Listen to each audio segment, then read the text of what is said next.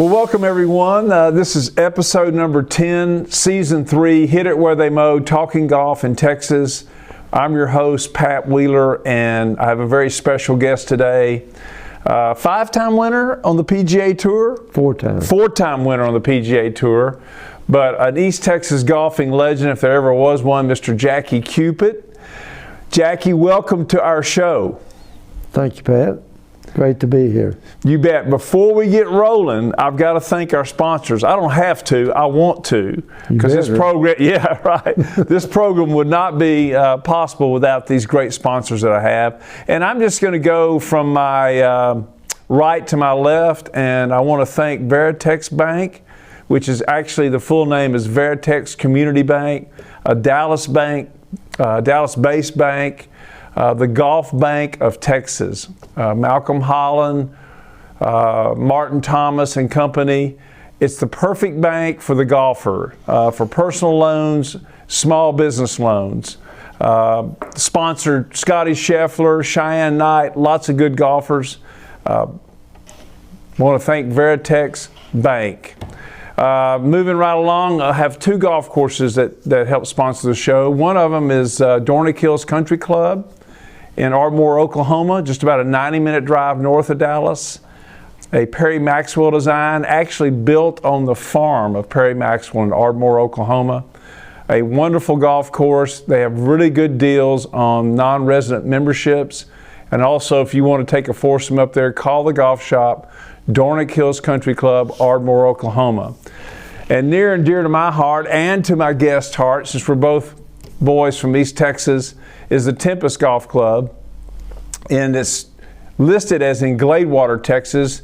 It's really close to Liberty City, Texas as well. But the main thing is it's 2 miles off Interstate 20, just west of Longview, about a 2-hour drive from the Metroplex.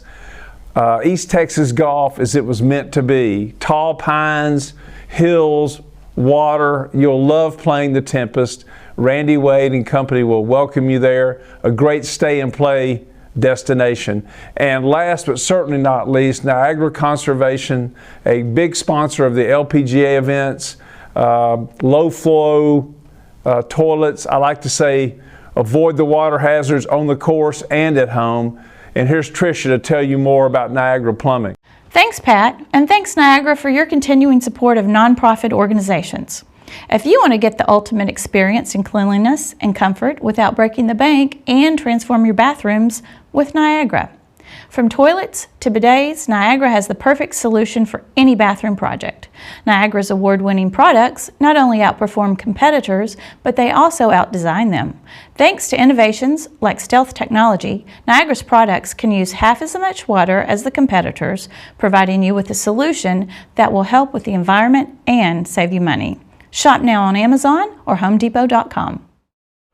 Well, Jacky, it's great to have you in here. It's been a real treat in my life to get to know you and some of your contemporaries like Roy Pace over at the First Tee there in Longview, First Tee of the Piney Woods, and Homero Blancas, Mr. 55, and you and I have had some good times up in Chicago with the group up there, the Wolfman and the Boss Man and so forth. And it's just great to have you in here to kind of talk about your career in golf, your life in golf, if you will.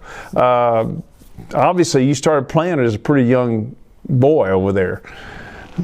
Yes, Pat. I had 7 brothers, and we grew up about 1 mile from a city-owned golf course, 9-hole golf course, and we all started out as caddies. And one thing led to another, and make a long story short, 5 of us became pros. Isn't that something? And that area where you grew up was called at the time Gregton. It's a little bit west of Longview, just on the outskirts of Longview there. There was a township called Gregton, about 4 miles west of Longview on US Highway 80. And that's where we grew up, but they never did incorporate. So when I was off in college, the city of Longview annexed Gregton. Okay. So it's today it's part of Longview, Texas. Right. And you played high school sports at Pine Tree High School, correct? Pine Tree Independent School District in Gregton, Texas. That's right. And they still have a Pine Tree Pirates high school team, right? Yes. Okay.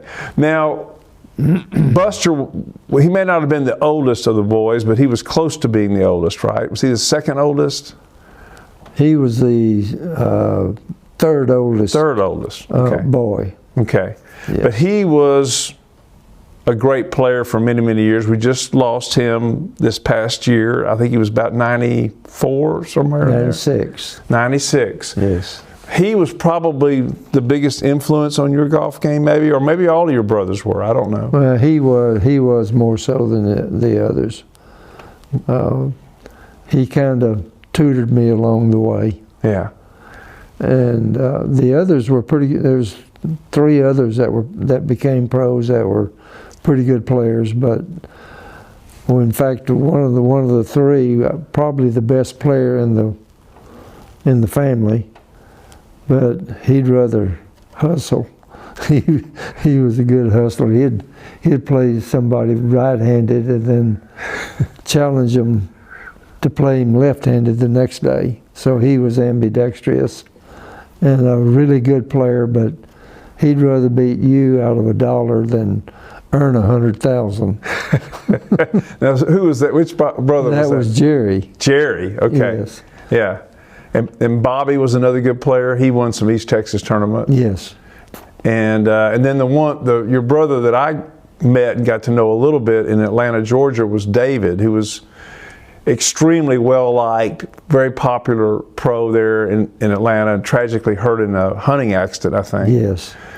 And his son Chris is the pro there at Rivermont Golf Club, which David owned at the time. That's right. At his death. Right, and now I think Chris and his mom own it, or something like that. Yeah. But it just celebrated its 50th anniversary, and they had the Georgia State Amateur there this year. This year. Very good. Well, one of the things that I want to kind of get this thing rolling with is when I worked on my book about 11 years ago, When Golf Was Fun, Tales from the Late Great Beer and Barbecue Circuit, was all about East Texas and some about West Texas and South Texas, the old beer and barbecue Calcutta tournaments. And the late Joe Conrad I interviewed pretty early on. And I said, what's your most vivid memory of the old beer and barbecue tournaments? He says, no question about it. I was playing Buster Cupit at Pinecrest Country Club in Longview, and we had a real tight match. And his little brother Jacky was caddying for him, barefooted. And he said, I beat Buster on the last hole or the next to last hole. And I remember looking over and Jacky Cupit was crying and rolling on the ground. And I think my comment was, the Cupids take golf pretty seriously. But you may not remember that moment. And of course, Joe Conrad won the British Amateur and Texas Amateur from San Antonio, played at North Texas with those great teams they had there. And I think that's pretty interesting. He would remember you as a caddy. I remember that very well. In fact, Joe, before he passed, we were playing a satellite tournament in Tapatio Springs near San Antonio. And he reminded me of that story. So, yes, I do remember that, and I took it pretty hard. Now, I understand that you actually won a certain flight of a tournament when you were a kid playing barefooted, and the guy, not only did he concede the match, he went in and bought you a pair of shoes. Now, am I starting to make stuff up now? I'm not sure about that. I know part of it's true.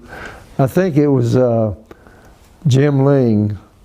I played him when I was about 12 years old. He was chairman of the board of Ling Timco Vaught. That's right. In Dallas. Mm-hmm. And we played in the 4th flight in Marshall, Texas. And I'm not real positive about that, but I think I did play barefooted. I played a lot barefooted. I remember I was living in Atlanta at the time, and when he passed away, I want to say the late 90s, and the Dallas Morning News had a big story on him on the front page, and he was a self-made millionaire from Texarkana. I didn't know that. Right, and so it makes sense that he would be playing in a tournament down in Marshall. Yeah. And then, of course, he sponsored the Dallas Open for a while. I know when Don January won his first tournament in 1956, I believe it is, Jim Ling was sponsoring that tournament. So he was a successful businessman and also a supporter of golf. A very good guy. Yeah. Great guy. Yeah. And at Pine Tree, you played other sports. I understand what hastened your love for golf was you got knocked out in a high school game, and that was it for football. Yeah, I played football and basketball, so from September the 1st, when football season started, to basketball season ended around March the 1st, I didn't hit a ball. I didn't play or practice or anything. I did caddy, but I didn't play. And I didn't play competitively in other sports when I was playing football and basketball. Okay. And then in high school golf, I'm not sure how much you won, but you were good enough to get a scholarship to the University of Houston. So tell us a little bit about your junior golf and high school golf and how that led to your college career. Well, of course, being a caddy, they had 1 day a week was caddy day when he could play, or if you were a caddy, you could play if you so desired. And one thing led to another. The older I got, whenever I became a senior, I was a pretty good player in East Texas. I won a few tournaments,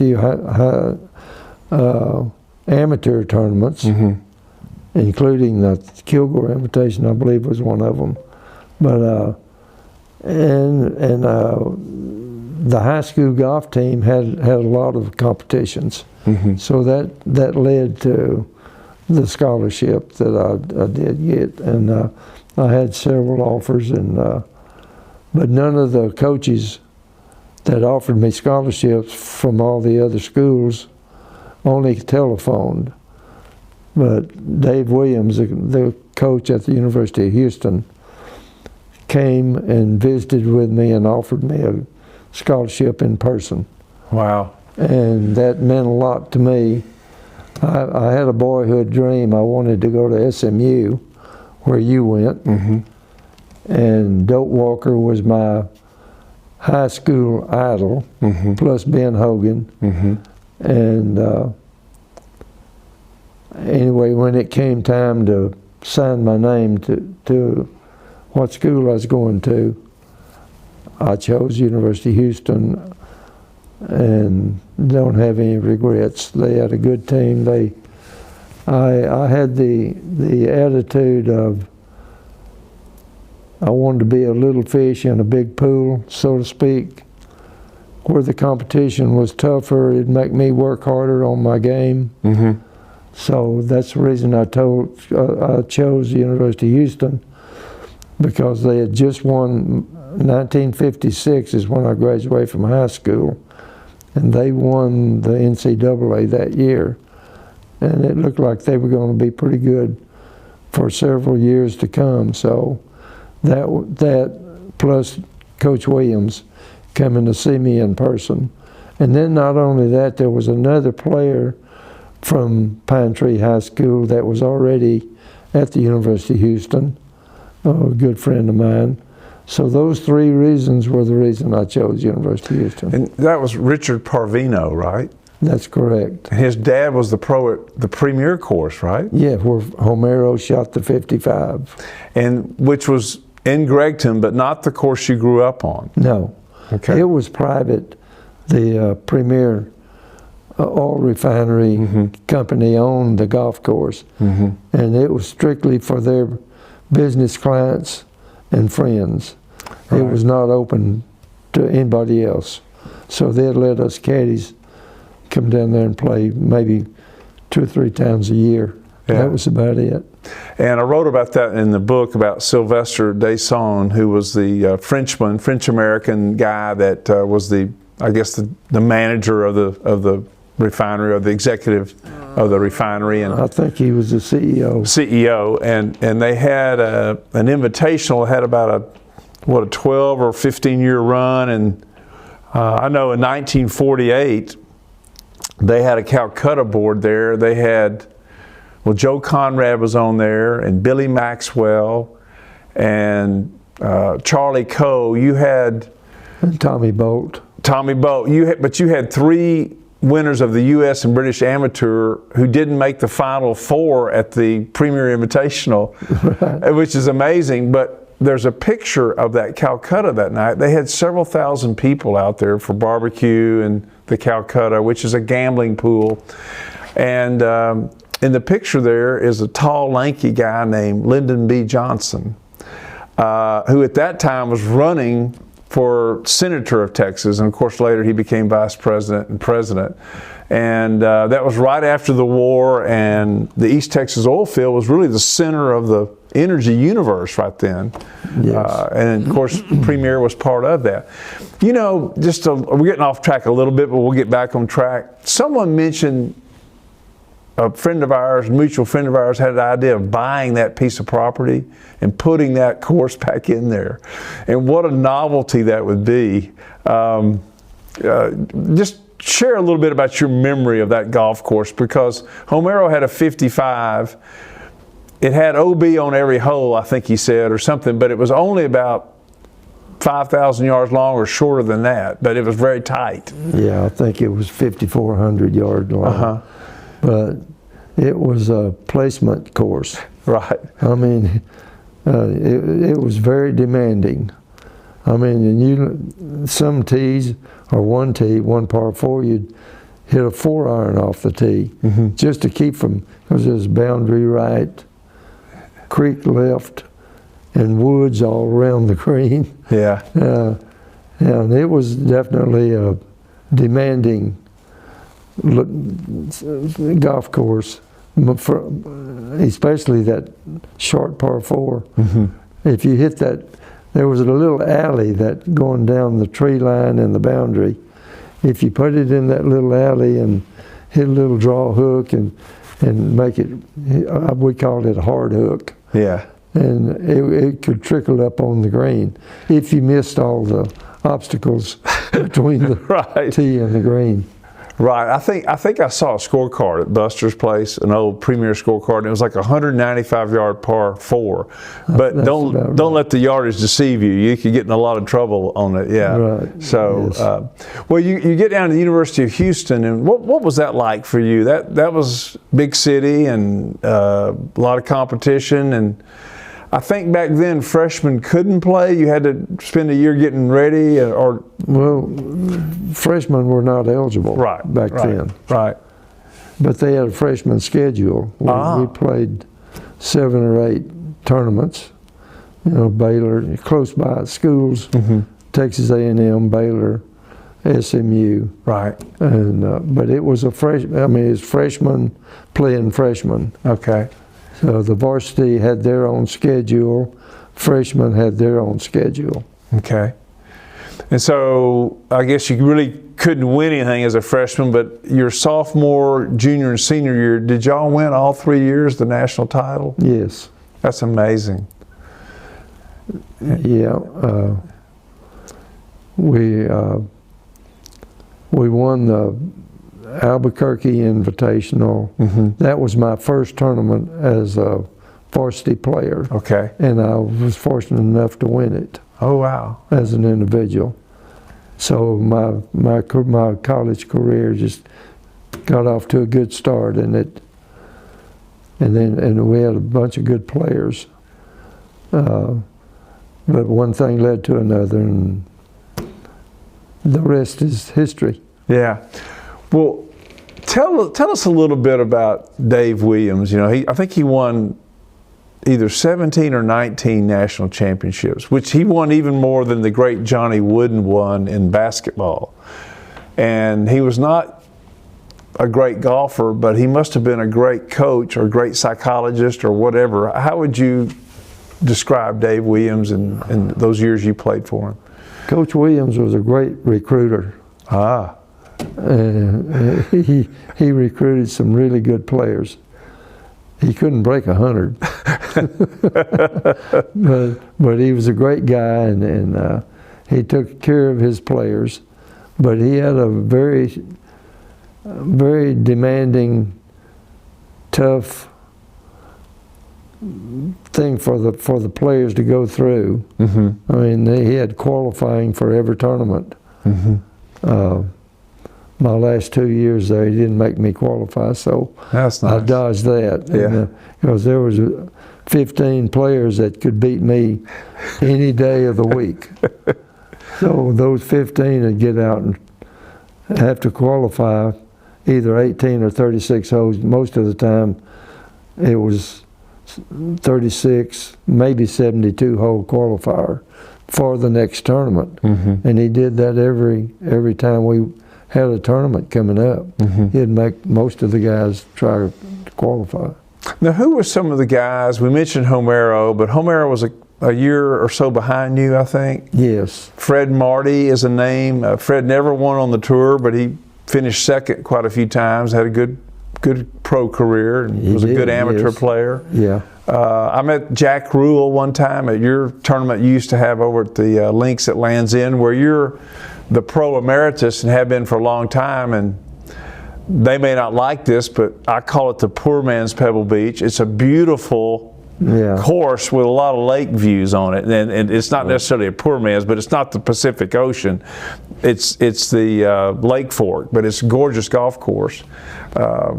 It's very scenic. Very scenic. And Jack Rule, who am I leaving out? Some of the names that you played with. Richard Crawford won the NCAA 2 years ago. He's from Jacksonville, Arkansas. Okay.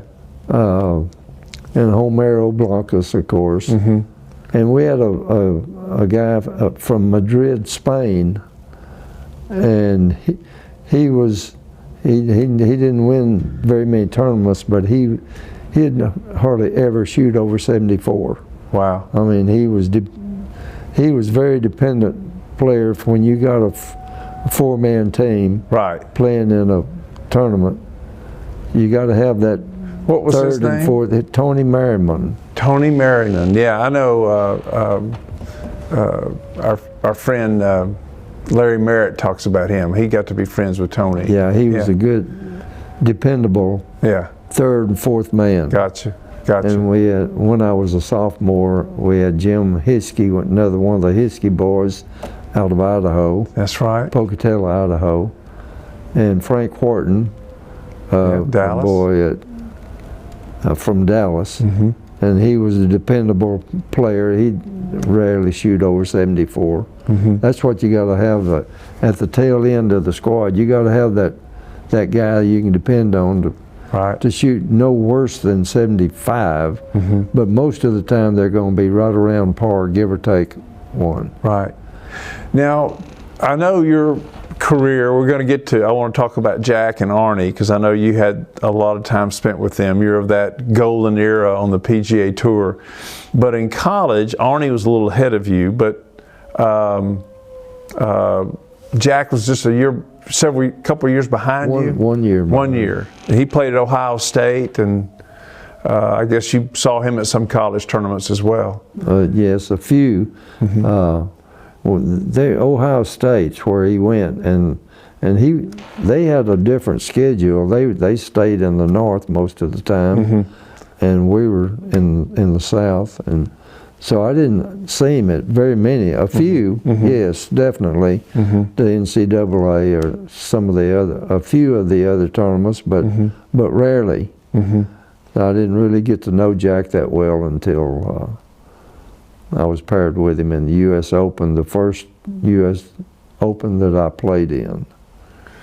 Which was the one that Littler won. It was at Oakland Hills, was it? Oakland Hills in Detroit, Michigan. Right. And I remember you shot like 65 the first round on Saturday, because back then they played 2 rounds on Saturday. 36 holes, right? Yes. I shot 67. Jack and I were playing 36 that day. Okay. And that was the first time I'd ever played with Jack. Yeah. And I made 5 threes in a row that day, and the press made a big deal out of that. So that's good for your score, isn't it? I think I shot 67 that day, but I was in the hunt. I was 1 or 2 shots. I think, if I remember correctly, Bob Golby and Gene Littler were tied after 54 holes, and Littler went on to win. And I played 36 with Jack that time, so that day. So it was the first time he and I'd ever were paired together. I'd met him before when we were in college, but that was the first time we'd played together. Yeah.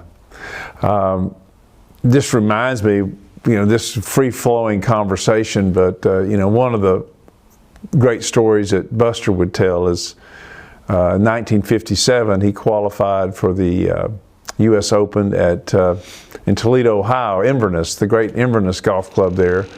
And he and his wife drove up to Ohio, and they got in a little early, and he told his wife, I'm trying to remember his wife's first name. Joyce. He said, we might as well go on back to Arkansas. He was the pro then, I think, at Hardscrabble in Fort Smith, Arkansas. Yes. And she said, what's the matter? Well, they got me paired with some either 15 or 16-year-old boy. and I think Buster missed the cut, but on the way back, and I think Jack missed the cut, but she said, if he works at it, he may be the best ever, because he's pretty darn good for 16-year-old. And of course, it was Jack Nicklaus. And just golf affords you those opportunities and stories, doesn't it? That's just amazing to me. Yeah. That was a funny story. I wasn't there. I was too young. I was too young. Yeah. Well, Jack was playing, and he was 1 year younger than me.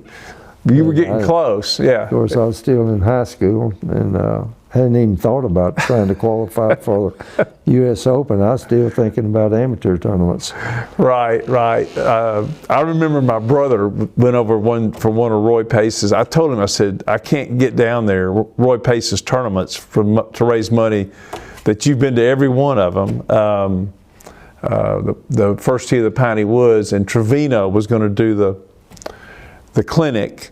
And I told my brother, Tim, I said, you need to get over there and watch that. And he called me back later and said, boy, it was some show. He said they brought a bunch of kids out there, about 7 or 8, 9 years old.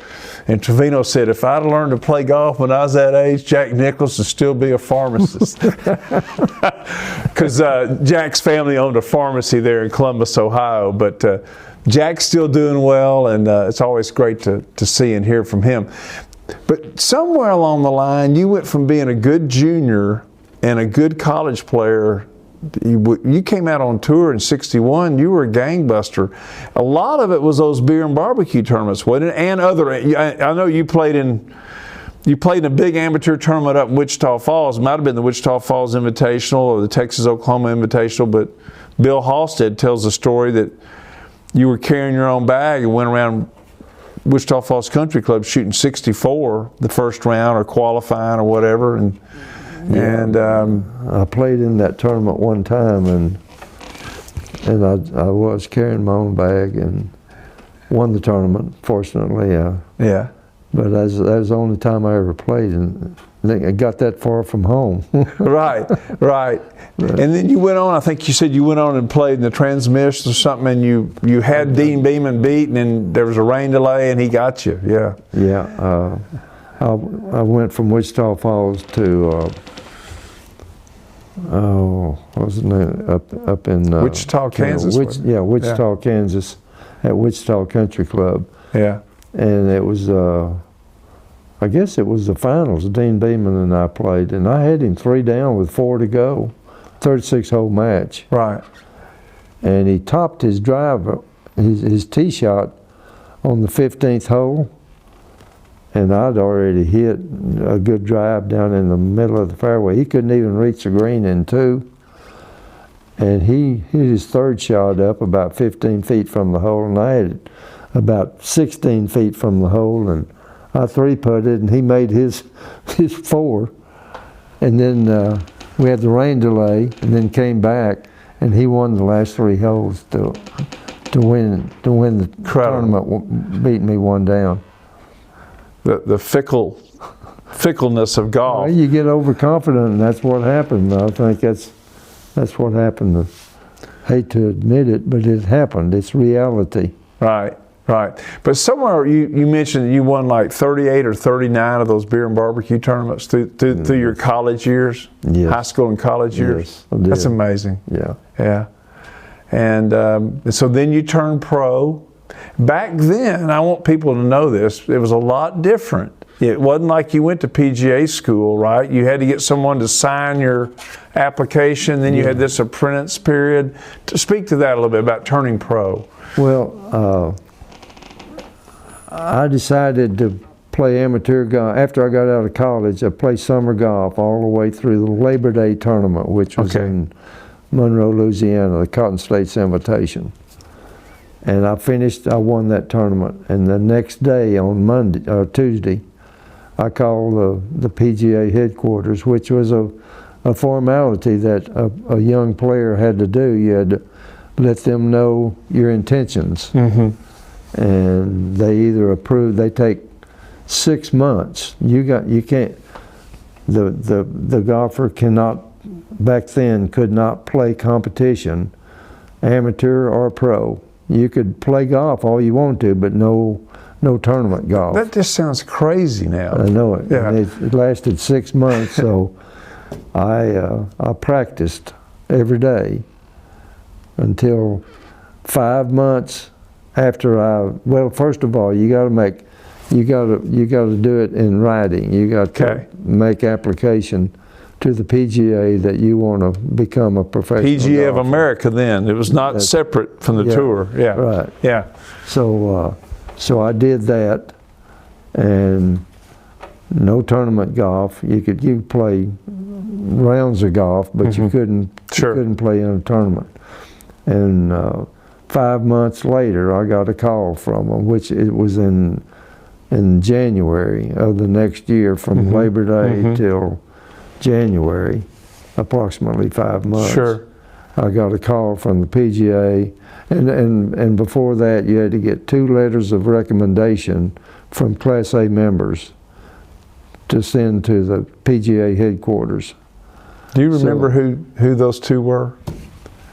Yeah, I do. As a matter of fact, the pro at Gladewater Country Club was named Tommy Bounds. They had to come from a Class A member of the PGA. Tommy Bounds from Gladewater, Texas, wrote a letter for me to let them know that I was not only a decent player, but that I was not a cheater, and you know, you wouldn't. A good person. And then the other pro was Earl Scroggins, was the pro at Pinecrest Country Club in Longview, Texas. Wow. They're the ones that wrote letters of recommendation to recommend me and my character. And I was fishing for Ralph Morgan, but obviously you knew these other 2 guys better than Ralph at that point. Well, they were more convenient. Right. I went to see them. They were, just a few miles Ralph, away of course, was the pro for many years at Willowbrook there in Tyler. I know. I knew him. Yeah. But anyway, that was the process back then of turning. If a young man wants to turn pro golfer, that was the format that you had to follow. So when did you get the green light to play in your first pro tournament? In January, the middle of January, I got the go-ahead. 1961. My PGA card as a player. That was 1961. And no, as a matter of fact, I think it was February the 1st. Okay. And that was my birthday. So that was a heck of a birthday present. So I entered the first tournament after they approved me as a member of the PGA Tour, was the Phoenix Open. So that's where I played my first pro tournament. Phoenix Open, 1961. How'd you do in that first tournament? Well, I'm very fortunate. In fact, I was one round. I was paired with the longest hitter on the PGA Tour, named George Bayer. Yes. And I kept telling myself, Darrell Royal was a football coach at the University of Texas, and he says, boys, let's go out there. And I said, how did he put it? I can't remember how he put it, but play within yourselves. Don't pay any attention to the competition. Just play your own game. Very good advice. I kept telling myself, don't worry about him out driving me 75 yards. Play your own game. So I kept it in the fairway most of the time, and I finished 7th in my first tournament on the tour. And the next 4 tournaments, I finished in the top 10. So my first 5 tournaments, I finished in the top 10, from Phoenix, Tucson, San Antonio, Texas Open, Houston Open, and then the Baton Rouge Open. Where at the Baton Rouge Open, I was paired with Arnold Palmer for the first time. Wow. And I made a hole-in-one that day. So playing with Arnold? Playing with Arnold. Oh, my. For the first time. I'd met him at the Phoenix Open as a rookie, my first tournament. But I never was paired with him until the Baton Rouge Open. So Arnold was already in full bloom, kind of, wasn't he? He was winning every. He won 2 Masters by that time, maybe 3. I think 2, maybe 58. Now he might have won it before 58, but Can't remember. But he had his army already. He was a favorite. Anytime he signed up for a tournament, then he was the favorite to win it. Yeah.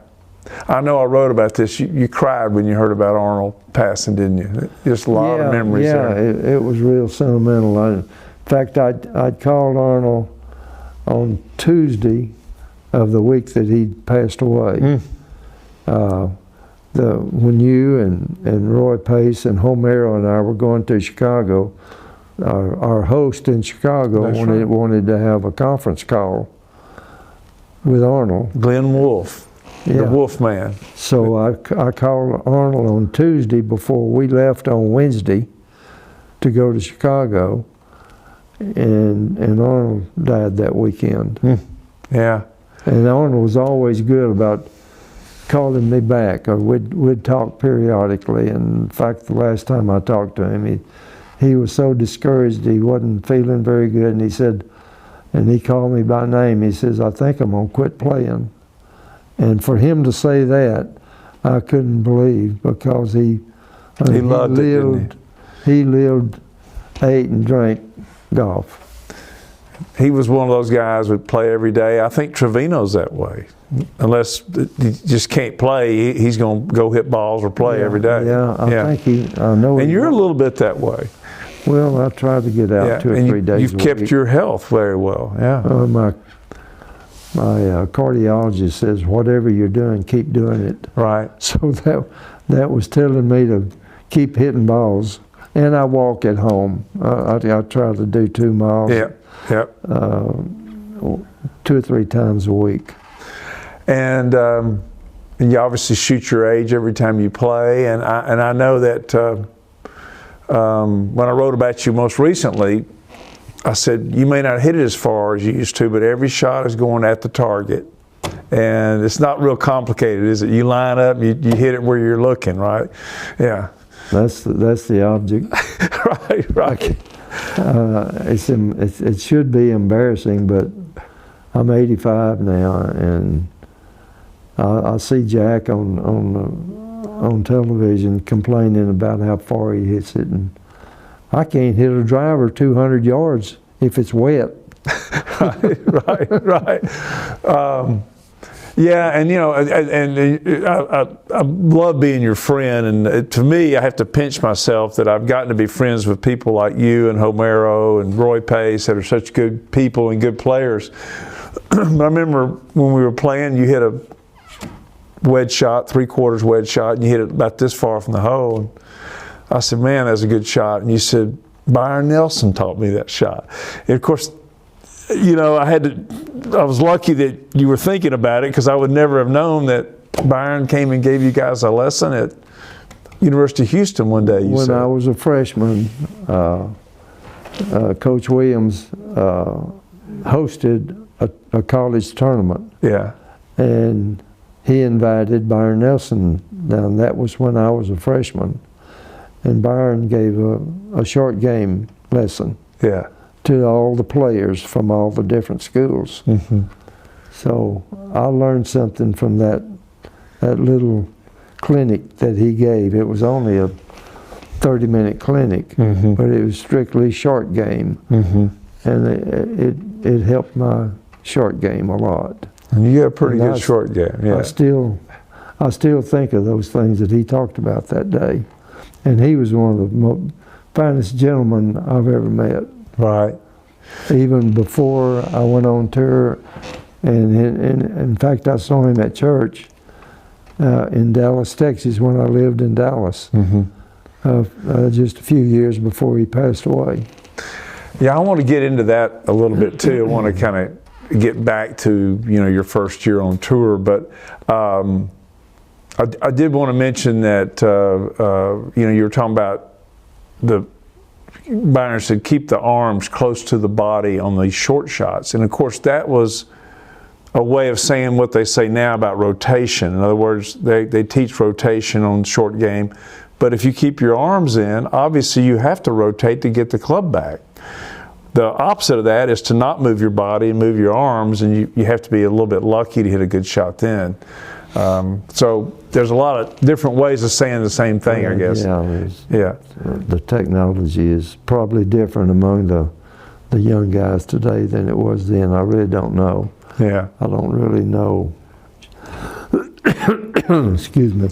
I don't know Scotty Scheffler, and I met. Take a drink of water if you like here. Yeah. I'm trying to. Tony Finau. I met him, and we talked about short game, and he wanted me to hit a few putts for him at his first tournament as a pro. Really? At the Fry.com. Okay. In that Silverado Country Club in Northern California, North San Francisco. Excuse me. And Tony Finau is I think he's from Utah, so he's out in that area there. That's where he was living at the time I met him. Right. I don't know where he is now. Right. Well, I'm leading up to your first year. You won your first tournament, which was the Canadian Open, which was in not Saskatchewan. It was in? It was at Winnipeg. Winnipeg, yeah. Nicklaus Country Club. Yes. And we had that evening at the Dallas Women's Club, and I loved one of the memories.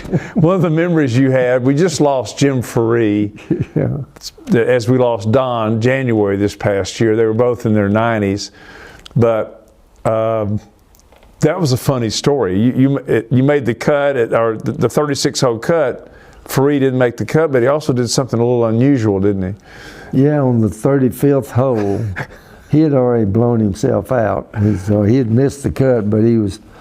It was compulsory for you to finish the round. Right. Or you're going to get suspended, or you're going to get fined if you quit.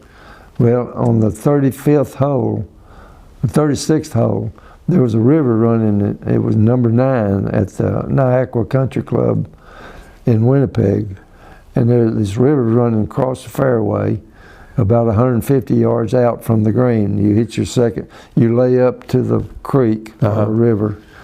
And then you hit your second shots up on the green, hopefully.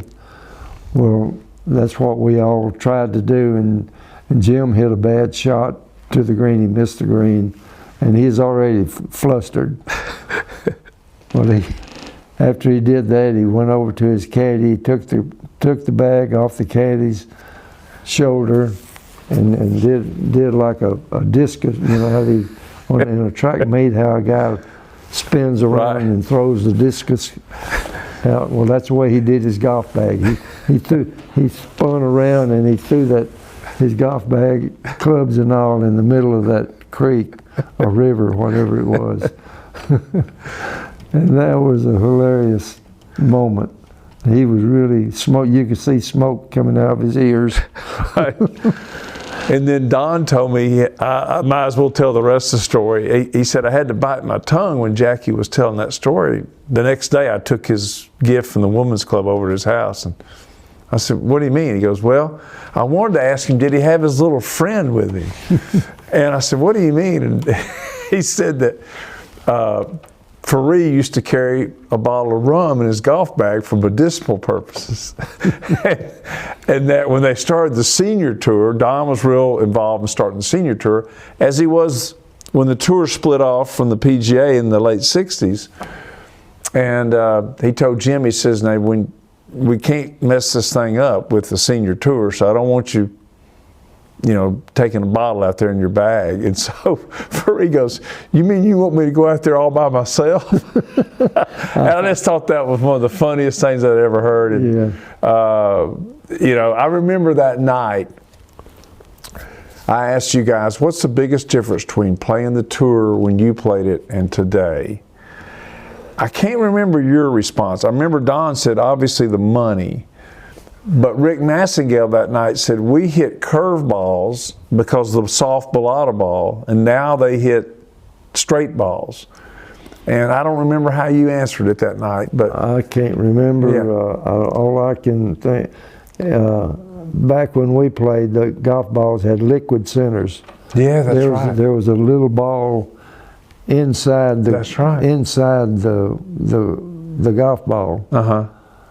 And it was about 1 inch in diameter inside the golf ball, and it had liquid in it. Mm-hmm. And the ball would move right and left more than what they use today. These hard balls, they don't have a liquid center. I don't really know what all was in there, but there's not a liquid center in there. Right. In the ball. And they were wound too, right? They had winding. It's like that ball that the Europeans used to play. It was a harder ball, and of course you couldn't use it in the United States. And probably smaller too. Yeah, it was smaller. And probably today they can't use it. I don't really know. Well, they did away with that, probably 30 years ago. I remember I was over in Scotland in the mid-'80s. I said, can I buy a smaller ball, British ball? And the guy got all mad at me. He said, oh, y'all ruined that for us. Y'all took that away. And I said, sorry. Oh, really? Yeah. And so, at some point in the 70s or 80s, they just went to one size ball, the American ball. Oh, really? I didn't realize that. Right. But you won the Canadian Open as a rookie. You were named Rookie of the Year in 1961. But you didn't get to play on a Ryder Cup because they had some kind of probation for that too, or something, no, didn't they? Back then you had to be a member of the PGA, Class A member of the PGA. Right. And back then it took 5 years. You had to play as an apprentice, more or less they called it.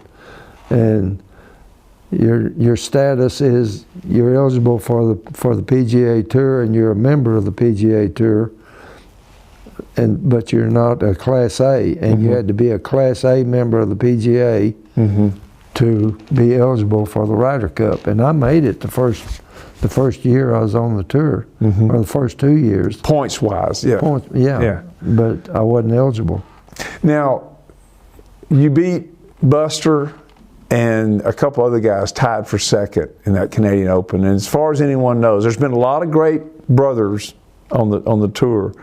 The Abears, two brothers that each won the PGA, amazing. Lionel and Jay Abear, Lanny and Bobby Watkins, Mike and Dave Hill. But as far as we know, the only time brothers ever finished first and second in an event was that event when you won your Canadian Open. And Buster finished second. At that time, that was the only time brothers finished 1-2 in the PGA Tour tournament. And I don't think it's happened since either. Right. And then the following year in '62, you won the Western Open at Medina, outside of Chicago. Famous course, Medina number 2, I think is what it is. Number 3. Well, they've had many tournaments. They've had a Ryder Cup there, and you beat Billy Casper there. probably one of the most underrated golfers of all time, Billy Casper. Won 51 tour events, a handful of majors. But he came along during the era of the big three, Arnie, Jack, and Gary Player. Yeah, Casper and I were going down the stretch playing together. And we were even with 4 holes to go, and I birdied 15 and went one stroke up, and then 16 we both parred. 17, a really good par 3 over the water, but 210 yards. And he hit it in a sand trap, and I was about probably 15 feet from the hole. I hit 2-iron. Back then, wow. You didn't. These guys are hitting 7-irons, 210 yards today. But I hit a 2-iron that day. I don't know what Billy hit, but anyway, he hit a sand shot up like this. I mean, he stiffed it, and I was below the hole, and I said to I was one stroke up, and I said to myself, if you got enough nerve to get this ball to the hole, you can make it. But you didn't want to knock it 3 feet past because you're coming downhill, and it's a curler. Yeah. And luckily, I made that putt, so I had a 2-shot lead going to the 72nd hole. And I drove it perfect next hole, and I was in a divot. And I didn't know how it was going to come out of that divot. Billy hit 2 good shots on the green, and my ball was sitting on the left side of the divot. Today I know what it's going to do, but I didn't know. I was still a little green. 23 years old, my second, I was pretty green. And I didn't know how it was going to come out of there. And there was a 5-iron shot, and I hit a good shot, but it turned left. And I didn't know what it was going to do coming out of that lie. And it buried. It not only went in the trap, but it buried. My Adam's apple got bigger. I knew how to play a buried sand shot, but I wasn't sure I had the nerve to do it. And fortunately, I pulled it off and put it up about 3 feet. Hood the club? Yes, yeah. Well, you got a buried lie, you hit 4 inches behind it and close the face. And the leading edge hits the sand first. Where a standard sand shot, if it's sitting on top of the sand, you open the blade and you hit 2 to 4 inches behind it, but you got to follow through. On a buried lie, you got to leave the club head in the sand and let the leading edge dig in, and it'll pop right up.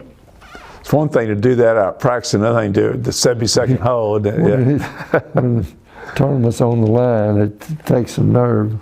Yeah, it sure does. To make yourself do it.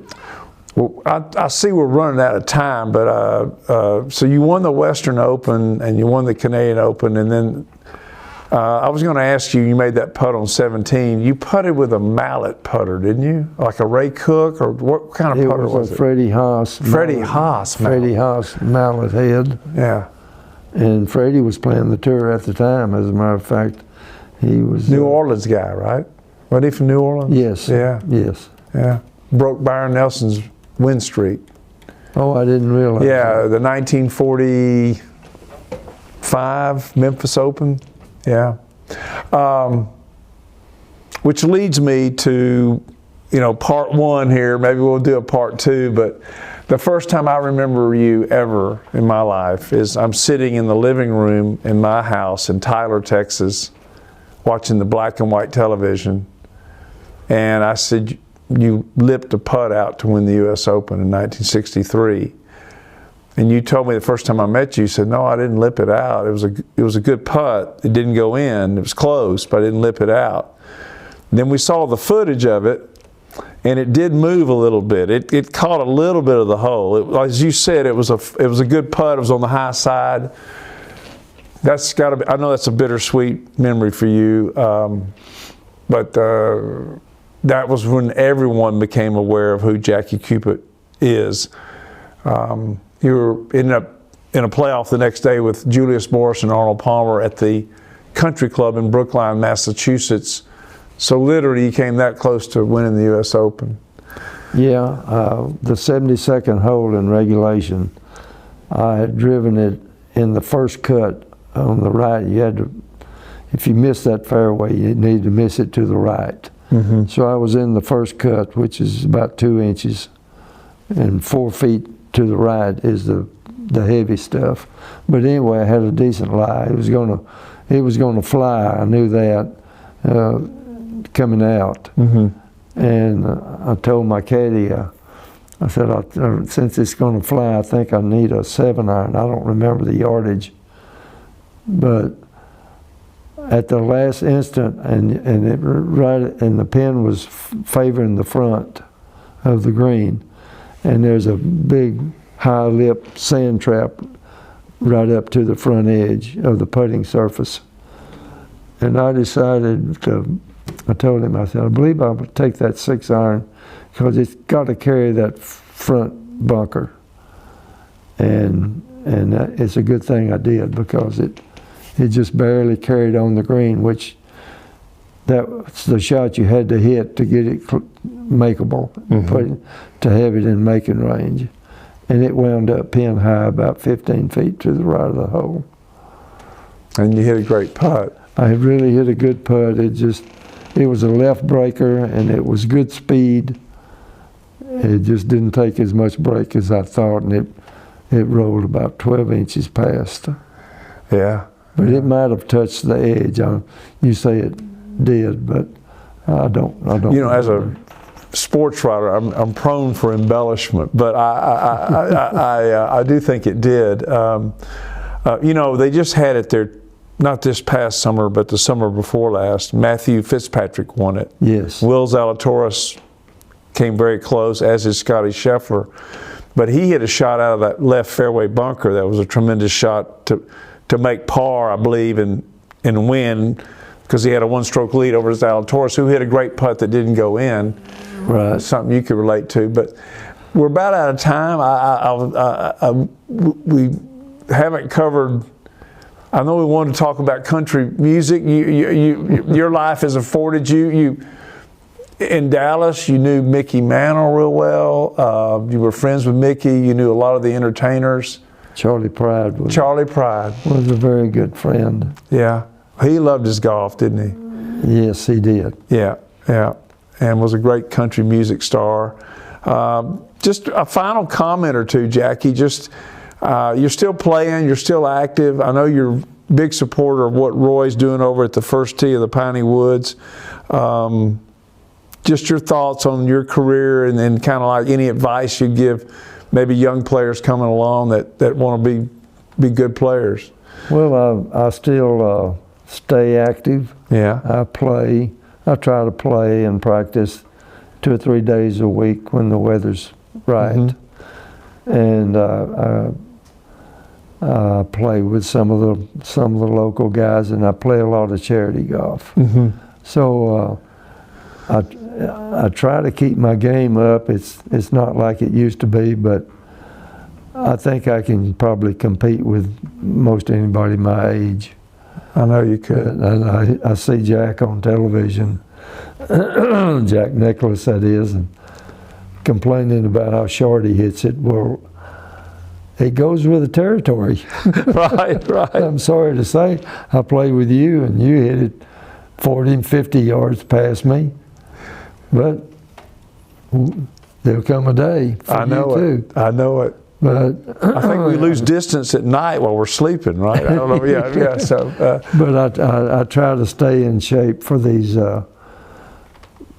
charity golf events that I play in, and the benefits are well worth it to offer my time.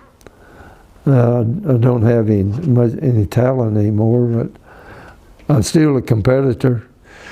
Well, you helped me a lot. Just that thing about keeping your arms in on your short shots, and you see these young kids come along, and now I'm getting a little bit of that.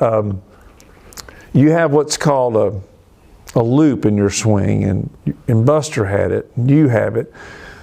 You kind of take it out here, but you bring it in because one of the key fundamentals of golf of good players, even if they hit a cut, is they typically come from the inside out, whether you're playing left-handed or right-handed. It's a more consistent way to hit the ball. But I want to thank you for taking time out and maybe looking at some different options going forward. But if there's a season 4, we're going to have you back to do the second part 2, because we just feel like I've just got warmed up here and an hour's gone. Yeah, well, I enjoy it, and I appreciate you inviting me. And I look forward to doing it again. You bet. Well, thank you, Jacky. And everyone, is the late Harvey Pinnock, and a guy that Jacky had an encounter with at the Masters one year and got a quick putting lesson from. That's a great story. He liked to say you'll enjoy golf a lot more if you hit it where they mow. And we appreciate you watching, and we'll look forward to having a season 4 of Hit It Where They Mow, Talking Golf in Texas. Thank you.